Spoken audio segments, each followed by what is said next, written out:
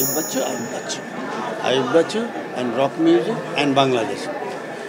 আমার একটু ব্যক্তিগত পর্যায়ে আমি চলে যেতে চাই। আয়ুব বাচ্চুর সঙ্গে আমার ঘনিষ্ঠতা হওয়ার কোনোই কারণ ছিল না। আমি তখন কেবল আমার একটু পরিচিত হয়েছে, বোধহয় সেটা হবে 75-76 সাল। তখন চিরং রেডিও থেকে আমাকে একটা আমন্ত্রণ জানানো হলো গান গাওয়ার জন্য। তাদের বোধহয় প্রতিষ্ঠাবার্ষিকী কিছু ছিল, সেইখানে সে নিজে এসে আমার সঙ্গে পরিচয় করেছে। তখন আয়ুব বাচ্চু হয়ে ওঠেনি সে, কিন্তু বললো যে দাদা আমরা একটা জায়গায় প্র্যাকটিস করি, আমার একদিন হাতে সময় ছিল, একটু আসবেন? তারপরে আমি বললাম কি তোমরা কী করো? বলছে আমার ব্যান্ড, তখন কী যেন একটা ব্যান্ড, তখনও সোলস বোধহয় হয় না, এবং আর প্র্যাকটিস প্যাড দোতলায় বেশ ছোট্ট একটা ঘরে নিয়ে গেল, তারা প্র্যাকটিস করছে, আমাকে দেখাতে।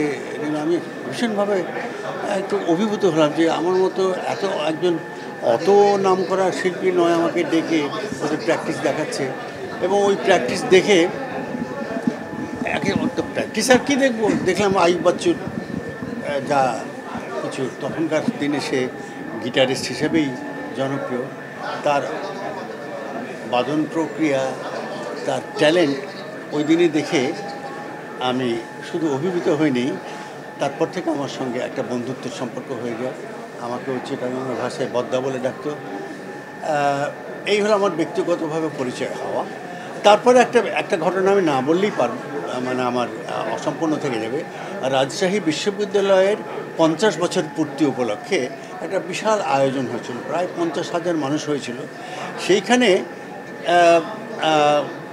আমার সঙ্গে বাজানোর জন্য, গান গাওয়ার জন্য না, আমার সঙ্গে বাজানোর জন্য সে স্বেচ্ছায় বললো, বর্দা রাজশাহীতে আমি কোনোদিন পারফর্ম করিনি, আপনার সঙ্গে বাজাবো। এই প্রথম তার সঙ্গে সে আমার সঙ্গে গিটার বাজালো এবং পারফর্ম করলাম। সঙ্গে আবিদা ছিলেন, ফরিদা পারভিন ছিলেন। দেখুন তখন সে জনপ্রিয়তার শীর্ষে, কিন্তু আমার সঙ্গে বাজানোর জন্য আমন্ত্রণ জানালো।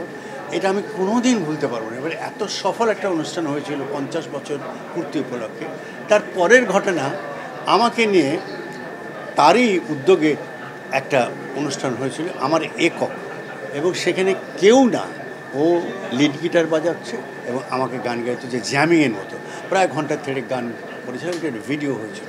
তো এই জিনিসগুলো আমাকে খুব হন্ট করে যে এত বড় মাপের একজন, শুধু গিটারিস্ট নয়, এত বড় মাপের আন্তর্জাতিক খ্যাতিসম্পন্ন একজন গায়ক, আমরা একজন সোলোইস্ট, আমরা আধুনিক গানের শিল্পী, আমাদের সঙ্গে তার সখ্যতা হওয়ার কোনোই প্রয়োজন ছিল না। কিন্তু সে কোয়ালিটি বোধহয় বুঝতো এবং জানতো যে এর মধ্যেও, আধুনিক গানের মধ্যেও কিছু করবার আছে, যে কারণে আমার সঙ্গে ঘনিষ্ঠতা হয়ে যায়।